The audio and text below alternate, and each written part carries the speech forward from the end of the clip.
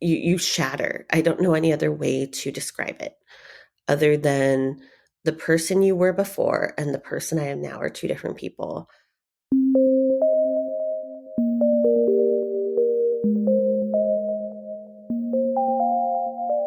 Hello, you are listening to NPE Stories. This is a podcast where NPEs can share their story. I am your host, Lily, and I found out I was an NPE through an ancestry DNA test that changed my life forever. NPE is a term that stands for Not Parent Expected or Non-Paternal Event. This means that one or more of our parents are not who we believe them to be. NPE Stories is a podcast where NPEs can share their story of what their original family was like, how they found out they were an NPE, and what their journey has been like since the day they found out. And welcome to episode 132. I had my regular 23andMe email that I get this morning. It was informing me I had new DNA relatives. I get this one all the time. I rarely click on it. But I did actually have a significant new relative show up for me today. I had a first cousin, and this was a name that I've never heard of. And from her profile, it looks like she is about 20 years older than me. She's on the East Coast. And I know that 20 years is not that odd of a difference when it comes to the cousin world. I know my new half-siblings who I've never met. They've never responded to my messages, but I know them to be about 10 years older than me. But this cousin, I was a little surprised that I hadn't run into her name before. My biological paternal family hasn't been very forthcoming with details, but I was just surprised through reading obituaries that I hadn't run into her name. So I actually wrote her, just messaged her through the 23andMe app, and I said that we were related. And I just gave her a little bit of information. I recently heard that on the podcast. I recently heard someone say that when they message people, they just say that they are related, but they don't give the degree of which they are related. So I tried that tactic, and I don't know. I will see if anyone writes me back. Sometimes they write me back, and then they get a little weird and quiet when they find out who my birth father is. So I will see if I hear anything back. So our NPE stories are always evolving. We always have new people entering, more things happening. And today on this podcast, we are going to listen to an NPE share where she's at in her NPE story. So today I am speaking with Shelly. Hi, Shelly. Hi, thank you for having me. Thank you so much for doing this today. And Miss Shelly, I see you've already sent me some links. It looks like you are a writer and you've written about your NPE story before. So can I share those with the community? Yes, please do. And there may have been links since I've sent those to you because I know we connected because you have a wait list. I know we connected like several months back. So I will send you a fresh email with probably some more links that are there. So so thank you for sharing those. Yeah, absolutely. I do have a wait list. If you're a new listener, I currently have a wait list of about 50 people. I only do one episode per week. So if you do the math, that is currently about a 50-week wait. I was going to say, I think we connected originally like last November, and you were saying something about August, and I'm like, that's a world away. That's never happening. But I promise everyone, it gets here sooner than you think. Good. I'm glad it wasn't that bad. Yes, I just actually had an author's agent reach out to me this week, and I said, "Oh, I'll put her on the wait list." And they said, "Wait list? She's her book tour, her book." And I said, "That's what I do. She goes on the end of the wait list, and when her turn comes, if she wants to share, she's welcome to." That's just the format I go by. It's worked. I think that's awesome. It right? gives a level playing field for sure. Exactly. Because at the end of the day, we all had the same, you know what happened to us. So for sure. Yes. Okay, so you are a journalist. You've written about this. You've spoken about this before. Yes, to a lot of people's You get varying opinions when you share your story. We'll just put it that I way. I know you do. And that's what I love about this little podcast is I'm an NPE. The majority of people listening are NPEs or have experienced a DNA surprise or misattributed parentage in their own life.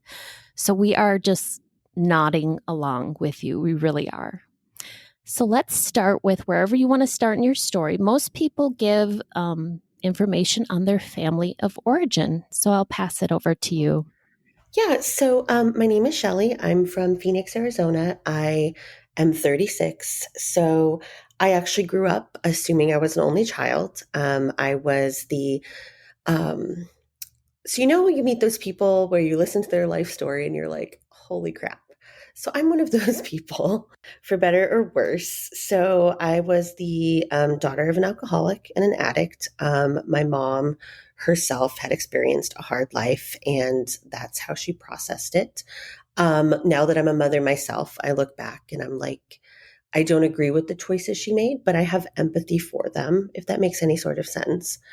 My dad who raised me, he, similar issues, lots of mental health issues, stuff like that. They were 20 years apart. I was born in Denver, raised here in Phoenix. I grew up always knowing, or at least being told, that my dad had other children out there. So when I was in my early 20s, so my mom, I left home at 17, never went back, lived with an aunt and uncle so my mom's sister, and went to college and just, tried to put my life together. When you're bouncing back from that sort of childhood, it's a process. And so my mom passed away at the age of 50 when I was 22 years old from cirrhosis of the liver. That was in December 2008. My son, who is the reason I still am here and thriving, well, attempting to thrive, how it Mm-hmm. depends on the day. He was born in January 2010. And then my dad passed away in December 2010 at the age of 70. And what was so weird is that my parents passed away 2 years to the day almost. My mom was December 13th, my dad was December 15th, and my son was born literally right in between. And I was so young. I was 22, 23, 24. And I was an only child. And your parents didn't raise you together, did they? My mom they divorced when I was still in diapers. So my mom raised me here in Phoenix as a single mom. I had a stepdad, stuff like that. My dad was in Denver for a good chunk of my childhood, then moved to Phoenix, and then moved back to Denver. Whatever you're picturing when it comes to the childhood and the child rearing of someone of an addict is probably pretty on par. Life goes on. My 20s happened. I'm raising my son. I'm building a career. And I decided obviously global pandemic. And in March, early March, my apologies. You know how like the time just like blends. Yeah. So late 2020, I decided I was ready to go seek out my dad's other children. I started therapy, I started yoga, I was ready to go. So I found who I thought was my dad's son, just through, Facebook detective work. And I reached out to him. And what should have been a sign, because, you don't think about it, but is he said he had taken a 23andMe and he turned out that he was all European. So he was white. And my dad, if he was my dad's child, he would have been at least a quarter Mexican because his dad wasn't in the picture and he was Hispanic. We were thinking, so I was like, okay, well, that's weird. Well, hopefully, you know, we'll figure it out. So I finally took the tests and I remember saying this prayer where I was like, okay, Lord, let your will be done, which is a big prayer to pray. And so results came back first from 23andMe, and a woman popped up who was my aunt, which is weird because I already knew my aunts from my mom's side. She was one of six. My dad's side, I never really met a lot of his family, but I knew he only had brothers. So I'm like, okay, how is someone my aunt? So I messaged, and then also, which was interesting, is it had me as half Hispanic. What I find interesting about those tests is, it doesn't say you're Mexican. It says, you're X amount native to Mexico and X amount Spanish. So I had a little mini heart attack going, am I not Mexican either? But then that's what a Mexican is. So let that little heart attack pass. And then I was also half Jewish, which I didn't even know was an ethnicity. I just thought that was a faith, right? Mhm. So I messaged this woman who comes up as my aunt. And I'm just honest. I said, hey, look, I'm confused. My name's Shelly. I'm not out for anything, just kind of looking to put the puzzle pieces together. My wonderful best friend kind of put it together in his head before I did. And I was like, holy crap, my dad is not my dad, biologically. One nice thing that I know doesn't happen to a lot of NPEs, so now looking back, I am super grateful for it, is my biological father is actually the only boy in his family. He has three sisters. So thanks to Facebook and my friend who has the sleuthing skills of a detective, we found him in literally like 2 seconds. And so I was like, okay, well, that happened. Within 24 hours, we figured out he was my biological father because I was in contact with, I came up as, so that's, he never actually took the test. So I came up as his sister's niece, and then his daughter, who he had raised, had taken that 23andMe, funnily enough, as a way to see how much Neanderthal she was in college because she was studying like anthropology and archaeology.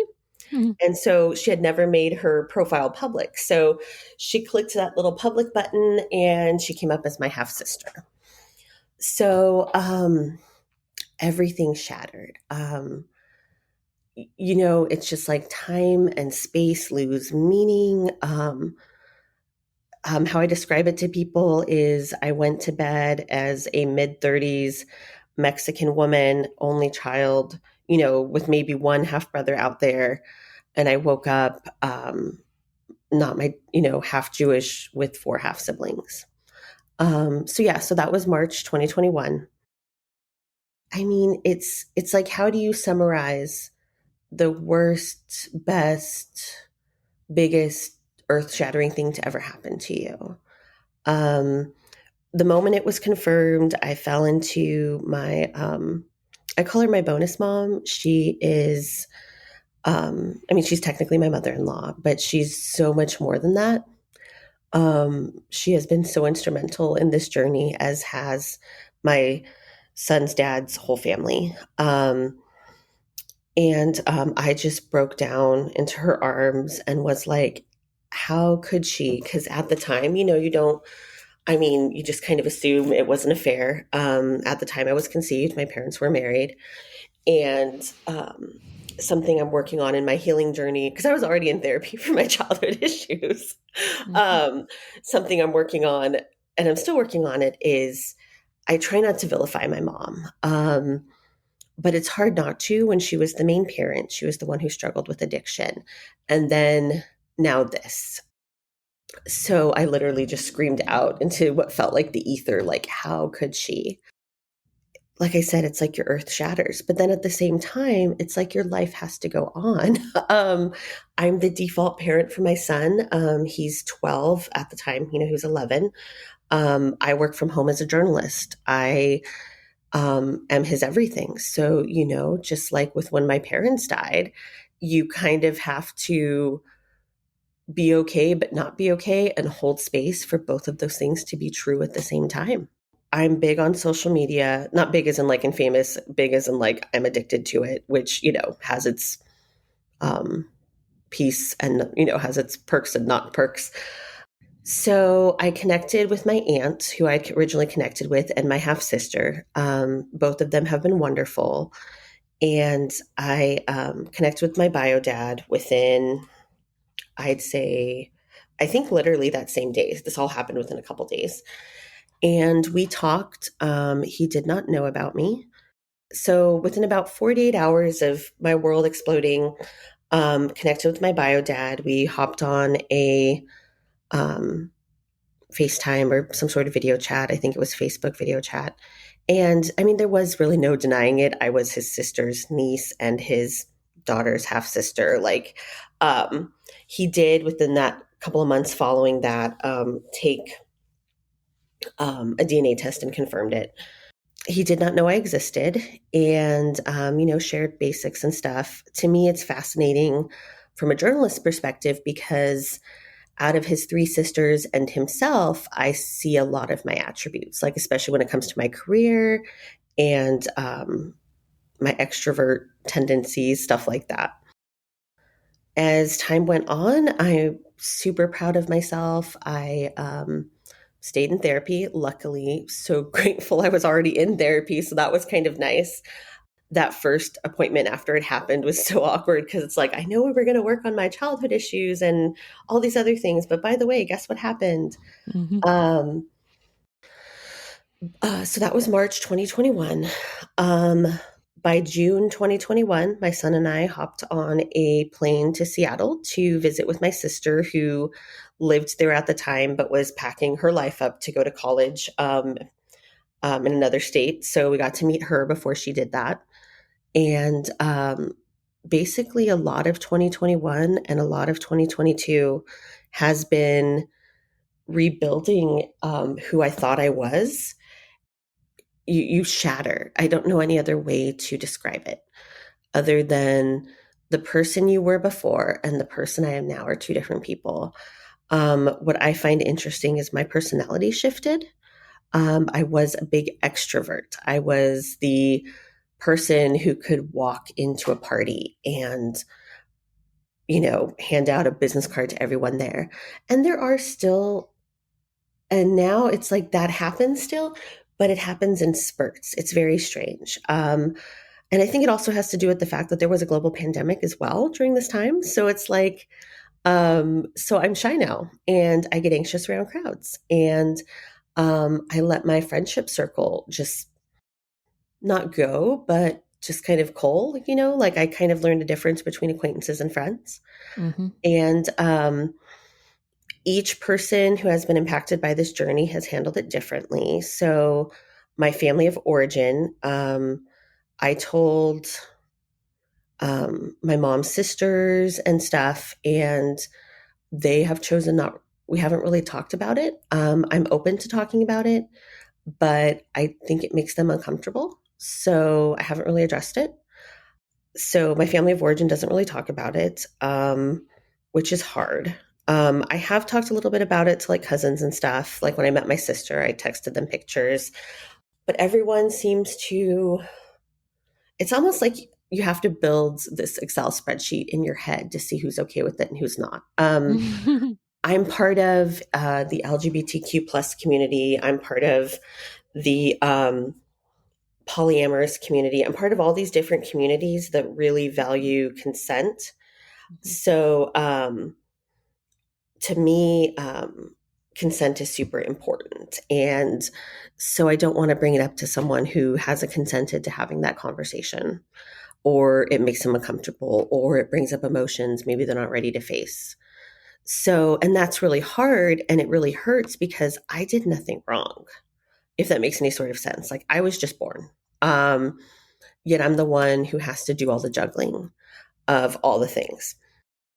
So basically, everything went down. I told the person who I didn't match with because he was not my half brother. He's been wonderful. He decided to. What was interesting about that story there is my dad, who raised me, actually abandoned him when he was a teenager, and he ended up being raised by a stepdad. So we decided to stay in touch because at one point in our lives, we both had the same dad, just like decades apart. So we feel like siblings. And I swore we were like, we had the same nose. We both come from really interesting, you know what I mean? So like there are all these things I think you see.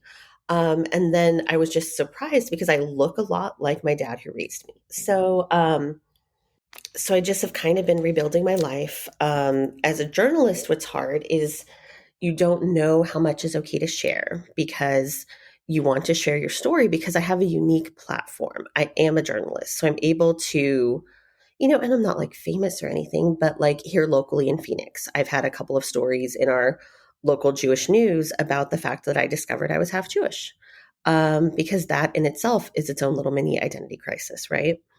Mhm. And then nationally, I've had a couple of stories published, not necessarily my own story per se, but what to do if this happens to you. And I kind of, listed resources about, hey, this happens to more people than you think. Here's where to turn for help.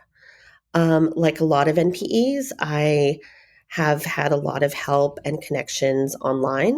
So I'm in the support groups. I um, have heard people tell their stories. I've had people reach out privately. So it's been, I do have a wonderful support network here. I have a best friend, the one who actually found my bio dad, who's been wonderful. Mm. And every, like I said, reactions just seem to vary. So out of my three aunts, all three of them have been receptive. I've actually late last month went to Michigan and met the aunt who, sorry, her grace and kindness makes me tear up. Mm. She's wonderful. She literally, I felt abandoned by a lot of people when this happened. You know what I mean? Like they either don't know how to handle it or they don't want to go on this journey with you. And she doesn't know me from Adam. She's connecting me with her brother because my bio dad is her literal brother. And she has been in touch. And throughout all of 2021, 2022, whenever there's a Jewish holiday, like for Hanukkah, she sent us like a Hanukkah care package. I've been exploring, so I'm Christian, and I don't plan on converting to the Jewish faith, but I have wanted to explore like the culture, in an appropriate way. Like, trust me, I'm the person who asked, like, I've asked literal rabbis, like, hey, is this appropriate? You know what I mean? I don't Mhm. want to Mhm. appropriate. But at the same time, I have a son who is also on this journey with me to an extent. So, he knows he's Hispanic. And so I want him to know this part of himself as well. Um, and she's just been there for it all. And as someone whose parents died, you know, um, 10 to 12 years ago, and whose family of origin, this is not a journey they want to be with me on. And, you know, um, the fact that she was there for me in that, I will never, ever be thankful enough. And her husband, too, and her kids, they've all been wonderful. And so it's like my personal life mission, to keep my profile open, my DNA profiles open. And if anyone else comes up, to treat them with that grace that she has showed me, because I couldn't have made it through this time without her. And I'm super grateful for her. Um, so, trying to think. So, yeah, so like I said, I went to bed, only child, Mexican, and woke up half Jewish with four half siblings. So there's four other half siblings. I've met my sister. My brother doesn't want to, he kind of told me through her that, hey, he wasn't interested. So I said, please give him my contact information if he changes his mind. The two other siblings are minors. So as a mom, I just won't go there. I Mhm. believe that's up to their parents to tell them about me. That's, to me, especially as a mom, like that's just not something I'm willing to, mess with, go there. What's so funny and so tragic is the hardest part of this journey has been my bio dad.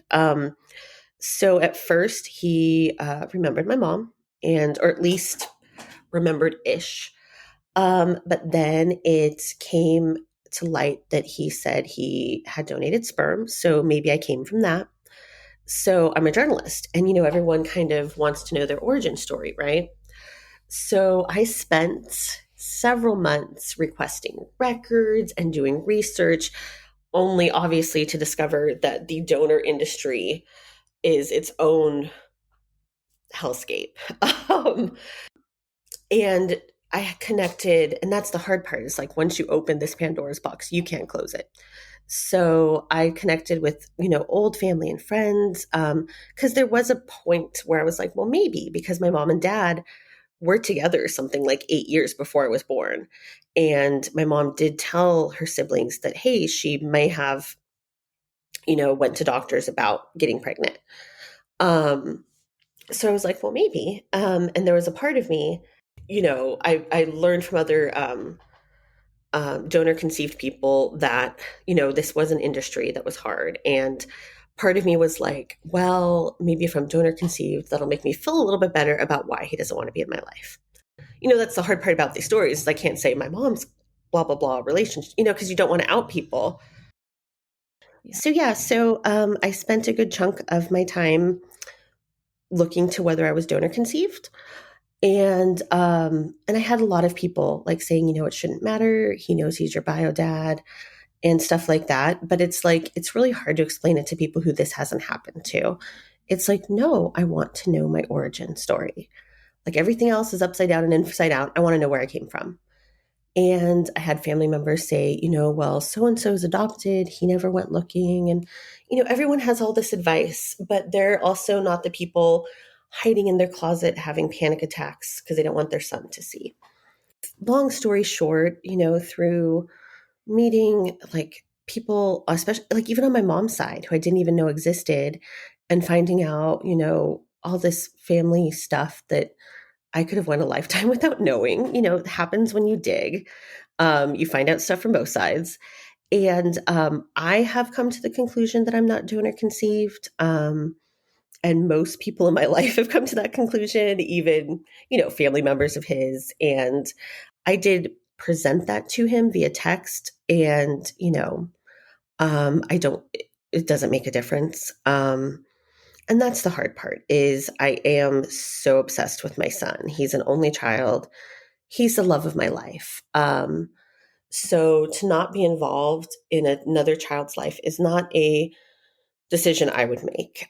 I do get actually, and that's the hard part is I don't understand. I do see where it would be weird. It's a weird situation. The whole thing is weird. But at the same time, I would have handled it more closely to how his sisters have handled it. And that's part of the grief is the fact that like I didn't have parents. So it's like as a child, I didn't have the parents you're quote unquote supposed to have. My mom was an unstable alcoholic addict. My dad was also unstable and battled his own, substance abuse issues, mental health issues. They die.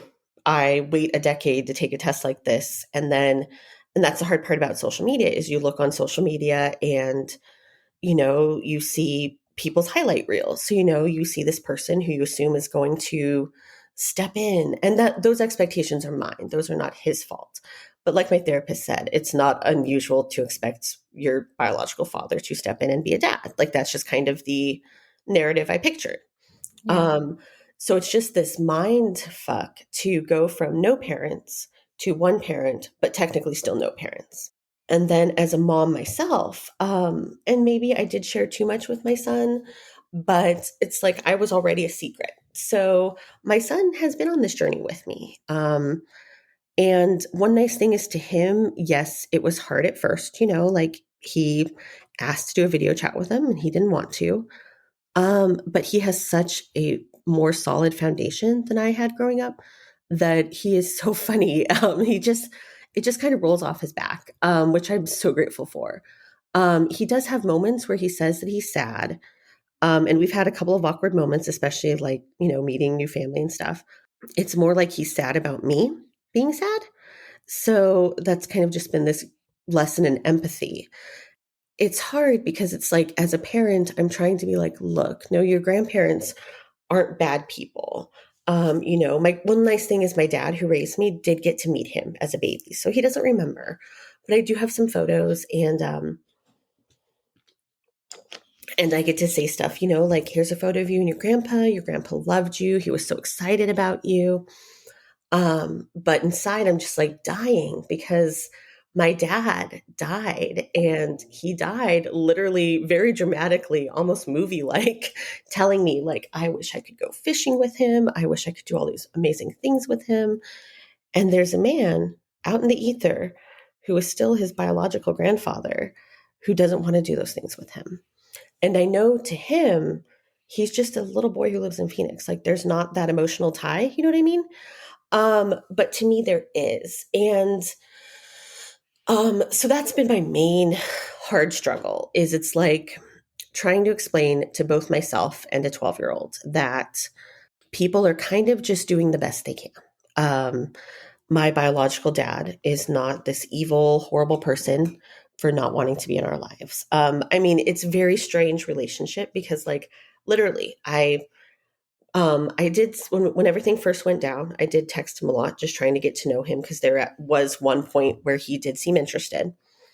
And then, so from about March 2021 to, you don't forget a day that your dad says he doesn't want to be involved. So I'll be honest, it was July 19th, 2021. I did probably at least once a week say, hey, hope you have a good weekend. Here's some photos. But then once he said he's, not interested, it was almost the best way I can put it. And it's such a weird comparison, is almost like breaking up with a partner. I literally had to tell myself, okay, you need to not try to force yourself in this man's life. And it doesn't happen overnight. It happens over months. Like, I literally spent 2021 just going, okay, well, I'll just message him for the holidays because I do wish him well. And then a lot of 2022 has been like, we're social media friends. So I'll heart his pictures, he hearts mine, stuff like that. But that's about where it ends. What is hard and interesting and beautiful all at once is I decided to still move forward with getting to know my sister, who's the daughter he raised, and his sisters, especially the sister who, I originally connected with. So about a month or so ago, we went to Michigan, me and my son, and we met the aunt who has been so wonderful during this journey. And I was so comfortable. And her husband is wonderful too, my uncle. And it was just a testament to how you can make beautiful stuff out of a pile of just life shit. I was so comfortable in their home. And I'm not a person who's comfortable in a lot of places now. And, she showed me pictures and we talked, and I really appreciate the fact that his sisters, all three of them, hold space for the fact that there's no black and white in this journey. I think a lot of NPEs know that, where they hold space for the fact that none of them agree, or at least from what I can tell. I don't want to speak for them, but the gist I've gotten, at least, especially the aunt who I originally connected with, none of them agree with the choice he's making, my bio dad. But, that's still their brother, so they still love him. But all three of them, to varying levels, are still, they still friended me on social media. They still have different relationships with me. One actually lives overseas, so we've never met in person. But we tried to, but it just didn't work out timing wise because she was in the States.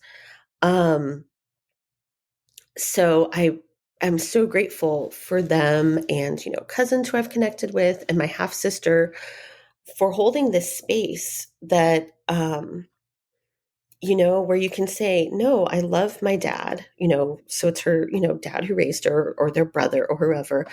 But at the same time, I also hold space for his daughter, that his biological daughter. So to me, it just shows like the grace of humanity of being able to be in those two separate spaces.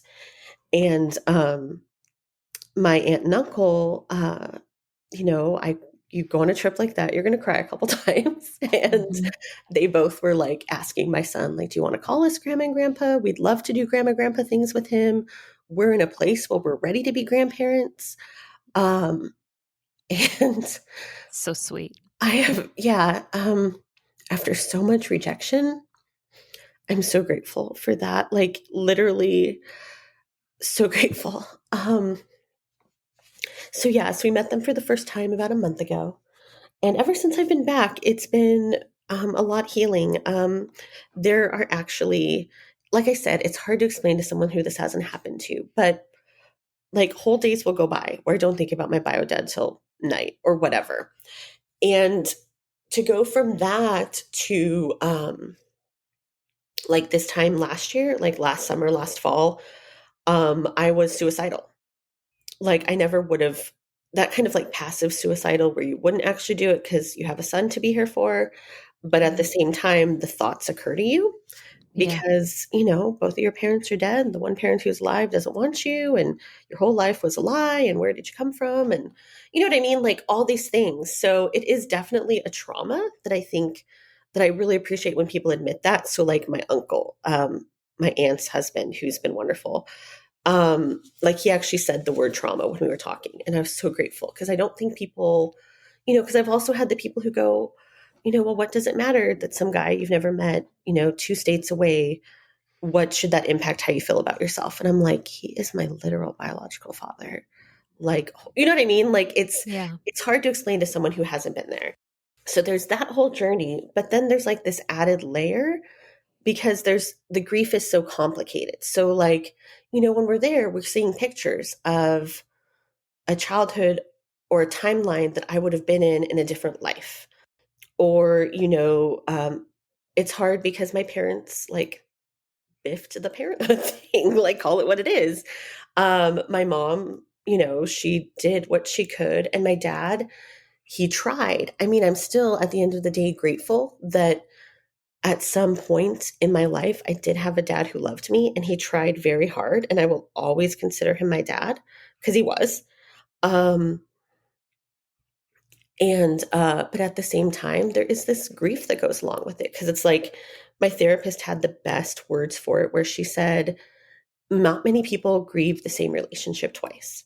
So, I grieving my dad's death. And that's the other thing is this discovery brings up trauma from 10 plus years ago. Because it's like almost like my dad died again. Like literally, that's the best way to put it. Because you're like, wow, okay, so my biological father doesn't want to be involved, and the dad who did is dead. Cool. What do I do from here? So I'm really proud of how I've handled it. Remained relatively stable, which, relative's the word. I have been able to, I did upheaval my life a little bit. Like I quit a really good newspaper job because it was too much to handle all the things. I went back to school to get my master's. I'm freelancing now. Like all these I'm forcing myself to kind of get back out socially recently within the last month or so. So it's been this just journey of, 2 steps forward, 1 step back. You want to try to be the person that you were before all this happened, but that person doesn't exist anymore. Mhm. So you have to try to be the person you are now. So the other layer that's, to add on top of all the layers, because let's add more layers, is the fact that I'm a journalist. And I heal, I think, by being fairly dramatic, which is good and bad in itself. And at first, I didn't announce this on social media. Like, obviously, I'm not going to go like, hey, which is so funny because I had posted about, hey, I'm going to take these DNA tests, wish me luck. Because, you're assuming it's going to be awkward for the people you find. It's not going to be awkward for you. Yep. Because I was literally looking for my dad's other children. Um, and so I struggled with, okay, how much do I share? Why am I even sharing? Sometimes I feel crazy for how open I've been about it. Like all these people, um, I think it's my own personal healing. Plus, I've had people come to me and say, kind of how like why you have a podcast, where they're like, I just wanted to tell my story. I'm not brave enough to do so yet. It's so cool that you are.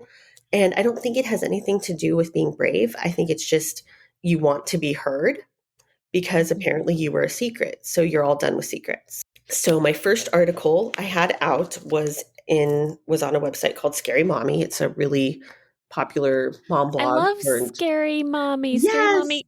It makes me laugh. I love it. I follow it on Instagram. Yeah, Yes, that's yeah. So great. what's interesting is my first article in there was like a decade before that, where it was about me processing parenting with no parents, right? And Yep. so then my second article is, hey, guess what? My dad's not my biological dad. Writing helps. What's funny is a lot of my writings I've had published were actually like phone notes, 2 a.m. phone notes. So I Cool. published that, and instead of posting it, to Facebook, what I did is I posted it like as a comment to a thing. Like I didn't do its own post. And then I also did, like I said, I was in the local Jewish news, and that actually went national to like a couple of their other affiliate papers. And then I've had some stuff with Next Avenue, which is a national PBS affiliate. And by then it's like, okay, well, everyone knows, so screw it. Um, And so, like doing this podcast, which thank you for having me. And I did another similar sort of podcast for the friend. And I've just kind of been getting to know the different groups that are in this space. And it's just a lot of really kind fellow humans who have been through this experience that you don't understand unless you've been through it. So I've tried to give back with my skill set. So, like, there was a retreat for NPEs and people with DNA discoveries here in Phoenix. So I did PR because I do PR as well. I did PR for them locally and got them on like our local Oh, cool. PBS station. So stuff like that. And I've actually made a couple of friends who read my articles and messaged me privately and stuff like that. So I will admit there's a part of me that feels crazy for sharing so publicly because by now on Facebook, I'll literally just, share a memory like, yeah, I discovered this, whatever. Kind of like how you said your journey of at first you shared your last name and then you didn't. Um, but I guess on my end, it's empowering to me because I feel like you heal when stories are shared in safe spaces, which is a quote I read somewhere. But then Yeah. also, I think it helps people to know they're not alone. Um, the hardest part, like I said, is sharing about my biological father. And so I actually have had a couple things published with, if anyone hasn't seen it, Severance Magazine, which, if people haven't seen it, it's this wonderful labor of love of just stories from people who similar things like this have happened to. And Love Severance magazine. The right? editor's BK Jackson, by the way, if Yes, anyone's she's interested. amazing. And it's just so hard because in that article or story, essay, whatever you want to call it, I shared a picture of her of little me. I'm probably in the photo like 3 or 4 years old.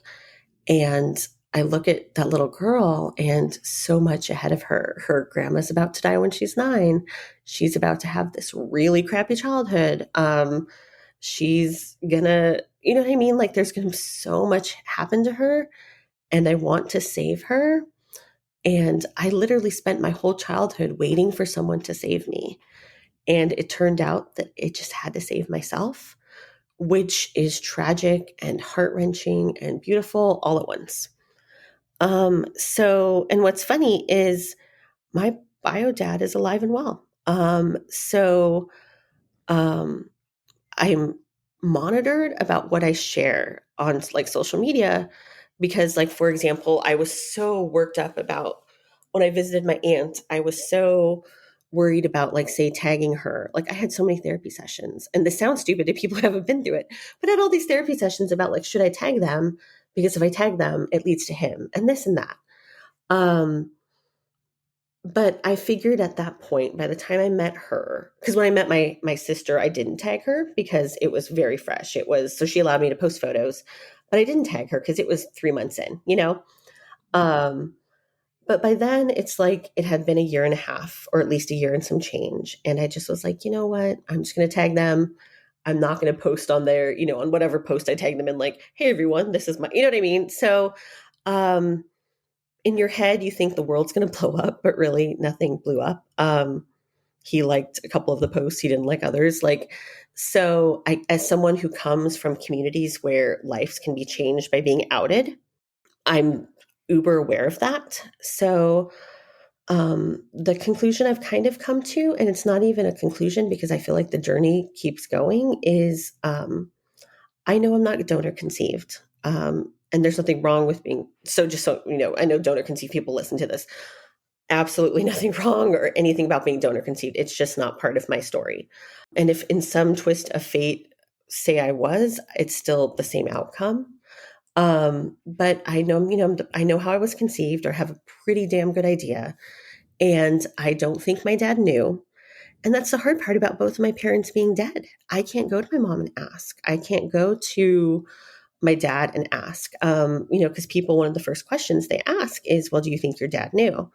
And a lot of things point to the fact he didn't. Like there are Facebook memories that come up where I joke about how I didn't get his cooking skills or how I made a joke that my son looked so much like him. So I honestly don't think he knew.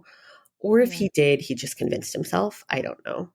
Um, so And then with my dad's other kids out in the ether, if they do exist, I will likely never find them because I'm not genetically related to him.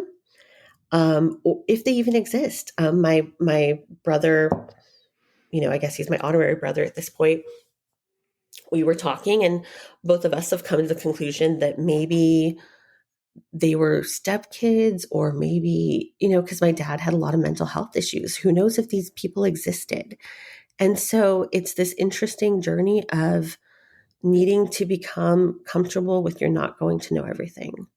And it's like puzzles you didn't know existed. And what's so funny is in life, like when you're at, I hate puzzles, which is hilarious because my whole life is a big puzzle. So that's just irony in its purest form. Mhm. And like I said, my son has been amazing through this. So like just funny moments where we're eating Mexican food and he goes, I don't like this as much as I used to because I'm not as Mexican as I used to be. Mhm. Um, there have been, just like any NPE journey, there's been beautiful parts. Like I have an aunt who I wouldn't have had without this. And I got to go to Michigan and spend a few days on the beach. I do have siblings, so I know I have them. My sister, even though she has a different mom, um, we both have similar facial profiles and stuff. I've seen pictures of my brothers, and I don't, you know what I mean? So I see pictures of my bio dad who I haven't met in person, but it's hard to see how you look like someone when you've seen your face in someone else for your whole life. Mhm. Um, so, moving forward, I'm doing a lot better than I was, which I'm so grateful for because I feel like your heart can't hold on to that much pain for that long.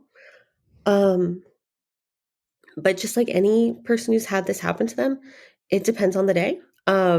There are days where I am superstar and I am just amazing and F everyone Mhm. and F everything. I'm gonna do what I want. And then there are other days where a movie makes me cry in my closet. Yep. So, but I do think that moving forward, I will continue to cover the topic in various ways and formats. So, for example, I'm writing a story right now on the donor industry. And even though that's not a part of my story, at least I think so, it is a part of the realm of, Yes. NPEs and donor conceived people and adoptees and all these people who like overlap each other. Um, Yes.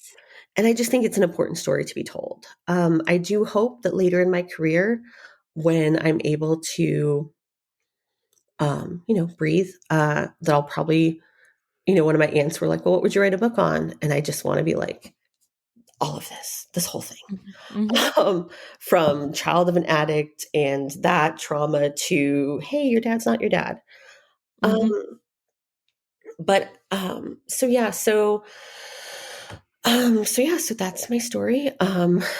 It's overwhelming and it's hard, and there are days where I'm grateful that I've survived, and there are days where I stick my fist up in the air because I'm so sick of the hard.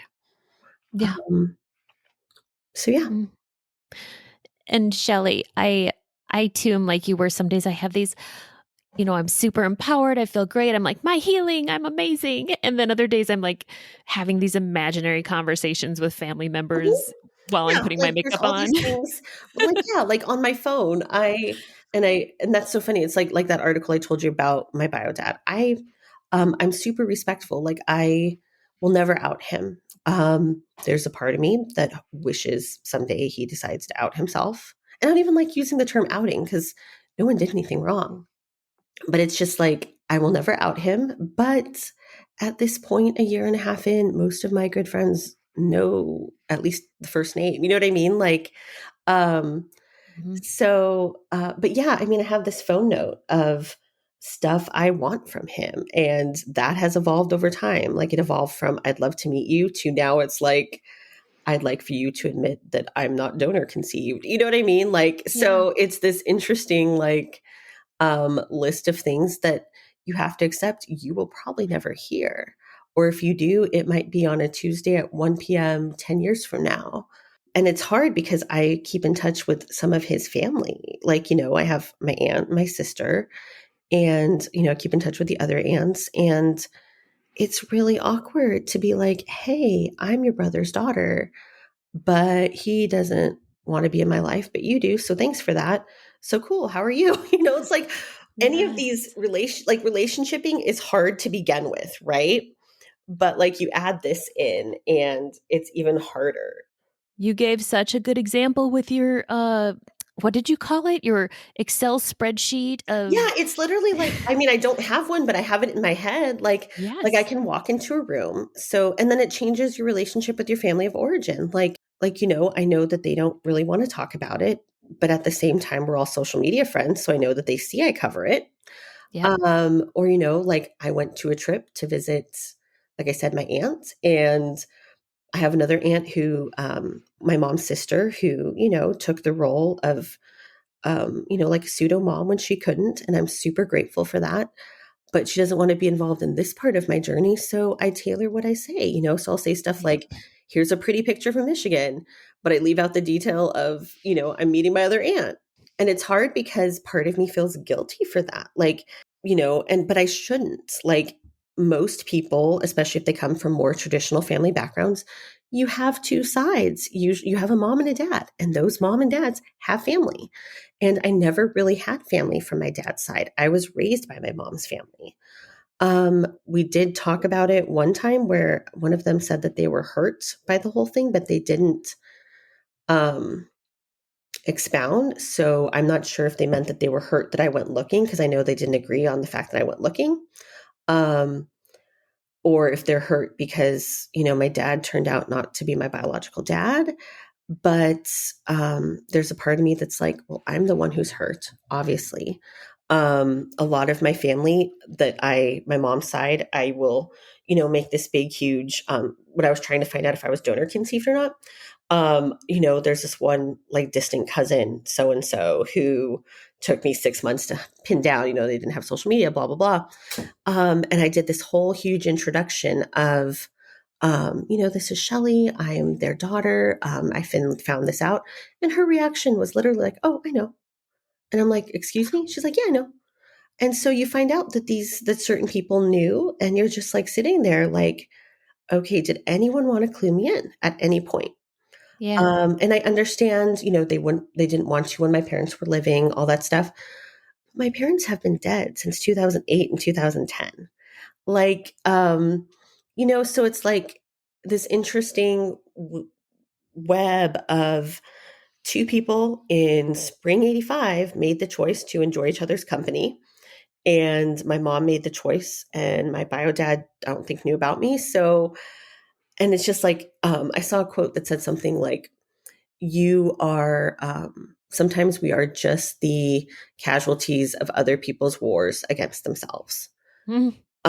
Which is so true. Like I'm Yep. most likely at the end of the day, the story, and that's what's been nice is a friend and then my therapist said, the actual story is probably the simplest. So to say that, hey, I am the product of what was most likely an affair. Um, there's a shame with it, but at the same time, one, not my fault, and two, my mom, I knew she wanted kids. It's fairly obvious now that my dad couldn't give them to her. She was, it was not in the right state of mind. There's all these factors that make it more complicated. And like my therapist said, she's like, you're not a product. Like that's just how you came into the world. And so it's this interesting thing that's just way no fair. And sometimes life just isn't fair. And I think I saw a meme where it was something like, everyone tells you, well, everything happens for a reason. It's like, no, sometimes things just happen and they suck. And it's Hmm. not fair because, at least from my experience, I'm the one who has to tiptoe around everybody. And so that's why I'm still in therapy. And that's why I'm vocal about it, probably almost to an annoying point, and I know that just because I feel like the louder I blast it, the less shame I feel. And um and right now I'm all done with the shame and I'm all done with the secrets. And Hmm. my son, while he's not impacted to a degree, like how do you explain to your kid that grandpa wasn't biologically grandpa, and You know what I mean? So it's just like, I feel like the healthier I process it, the healthier of a mom I will be for my son, because my life has been, even before this, it was about changing the narrative and about breaking cycles. I was the first, um, I went to, my dad who raised me never passed the eighth grade. My mom, passed high school. Like, I was the first college graduate. Um, my whole life has been about breaking cycles, which, people look at my life story and they think it's so brave and so wonderful. And I'm so strong. What they forget, and which only, like my super closest friends know, is you get tired of being the strong one. You get tired of being the person who broke the barriers. I would give anything for that's hard, because I don't want to say I didn't wish this didn't happen, because my aunt is wonderful and I'm glad I met my sister and all these wonderful things that came from it. I discovered a whole heritage I didn't know existed. But at the same time, if God said, hey, I'll give you a reset button, and you're raised by normal parents, and you don't have all these tragic things happen to you, your parents don't die when you're 22 and 24, you don't become a mom at 23, not knowing what the heck to do, taking care of an ailing dad with a baby on your hip while trying to put a magazine together, like all these things that make me me, you can reset that. I don't know if I would. Like, there's part of me that doesn't think I would, but I would be so tempted. um, because I do miss the part of me that thought my dad was my dad. And I know that sounds so silly, but it's just like, I've never met my bio dad. So I have to ask his sister, like, just details that you wouldn't think. So I'm like, what color are his eyes? How tall is he? Um, there are things I know about him that are way not me. And there are things I'm like, oh, that's where I get that from. So, it's just gut wrenching. Like, I did have an aunt who asked, well, what has been hard about this? Because people who look at it from an outside, they're just like, okay, well, you discovered that. How is it hard? And I just want to point to the whole thing and be like, all of it, every single thing, day one to now, all hard. Um, and I mean, it does, I am grateful for one nice thing is, when you've lived a life like this, is you're grateful for when you are happy. So like right Mhm. now, I'm fairly happy. Like, I have, my son, I always wanted to be a mom, and I've had that opportunity. And he's had this glorious childhood that I'm so grateful I've provided for him. I've had a career that I've always wanted to be. I was that creepy kid who knew what they wanted to do at like 4 years old. Um, so there's all these, I have wonderful friends and partners and family, and I speak out about, education on all these different topics that are quote unquote taboo. And so I'm happy right now, and I'm super grateful for that. But there's always this looming like sadness. And like you said, there's one day you're on top of the world, and the next day you are gutted because there was a commercial about a dad and daughter. Mhm. Um, so yeah, so if anyone listening is an NPE, trust me, you're not alone. And for those who are listening just because they're curious, please know it is a trauma, and you do the best you can. So, So, yes, Shelly, if NPEs wanted to reach out to you, could they do that? yes, I'll send you the information, but my email is Michelle.T as in Tom, Everson, so Everson at gmail.com. You could also literally just Google Michelle Talsma Everson, and I come up just because of the articles I've had written. I will post your email address and I will link a bunch of these articles that I know you've probably written 8 just on the kind of the MPE world alone. And thank you for your work, your research, your sharing in that field. I know you continue to write and share. No problem. Thank you for what you're doing here. This is amazing. I appreciate it. And, just what you were talking about, people probably get annoyed by the overshare or sharing so much. This was a secret podcast my first season, right? Just carrying so much of my family shame. And then I finally came out with my last name, and I finally slowly started posting the podcast and what was going on in my world. And people that were kind of weird and awkward and like, oh, They were not so much into it. They didn't want to ask a lot of questions. I had put them in my own hidden Excel spreadsheet as like, okay, this is someone that's uncomfortable talking about Yeah, this. so you just Right? I'm like, okay, I chalk. But then they'll come back to me a year later and they'll be like, you know what? My best friend just found out she right. has I've a half actually had that sister. happen a couple of times. Like Right? just random, like the Facebook friends you add because at one point in your life they're an acquaintance. Yep. I've had so many people, I mean, not like dozens, but I would say at least 5 to 10 who have been like, hey, your store. Like I literally had one person go, hey, I think I'm an NPE just because I've been following you. Yep. Um, and it is hard though when you're, at least for me, what's been weird is like, especially like I went to like a journalism conference and I forgot how public I've been. And so people are asking, how are you? How are you holding up? And I'm like, I'm fine, weirdo. And then I'm like, oh my God, Shelly, they probably, oh my gosh. So, and Yes. I feel, and like I said, it's so funny for as loud as I am about it, I am so insecure. I'm still very much the little girl who just wants, daddy or whoever to come rescue Yeah. them. Um, who doesn't want anyone to know any of this. But at the same time, I almost like, I'm starting to back away a little bit now. Like I don't share it as much as I used to because it's not as, it's not at the forefront of everything, but I'm still open about it just because I'm all done being ashamed of it. And I don't want Mm-hmm. others to feel like they have shame too. So Yep. Shelly, thank you so much. I'm so grateful for you, for your patience, and for sharing your story today and where you're at. thank you for having me. These stories are here for us to identify with. If you are an NPE and would like to share your story, email npestories@gmail.com. You do not have to give any identifying information. If you are an NPE and would like to share your story, I'd like to hear from you. Subscribe to this podcast to hear more. Come heal with us.